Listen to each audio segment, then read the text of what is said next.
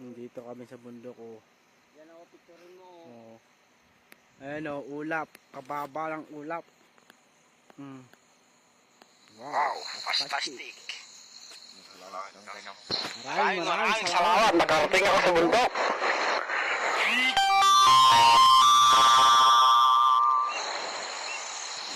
Gandang tanawin. Ito po, kami po yung naglilibot. Tinitingnan namin yung lugar. Nagpa-picnic kami.